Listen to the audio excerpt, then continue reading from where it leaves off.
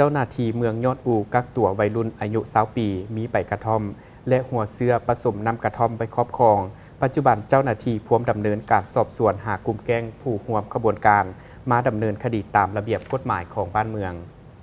แผนกตำรวจเมืองยอดอูได้รับรายงานจากพลเมืองดีว่ามีวัยรุ่นมีการพัวพันลักลอบค้าขายและขนส่งพืชที่ให้สารเสพติดเช่นใบกระท่อมและหัวเสื้อผสมน้ำกระท่อมดังนั้นทางเจ้าหน้าที่หน่วยงานวิสาเฉพาะจึงได้ลงติดตามกวดกาซึ่งเห็นว่ามีความจริงแท้ดังนั้นทางเจ้าหน้าที่จึงได้เข้ากักตัวพวกเกี่ยวพร้อมของกลางโดยมีชื่อว่าเท้าไทยอายุ20ปี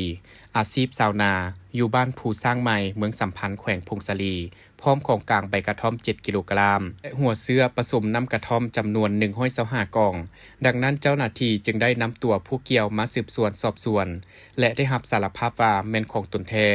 ผู้เกี่ยวได้นำเข้ามาเพื่อจะขายต่อให้กับวัยรุ่นแต่ถูกเจ้าหน้าที่กักตัวได้พร้อมของกลางจำนวนดังกล่าว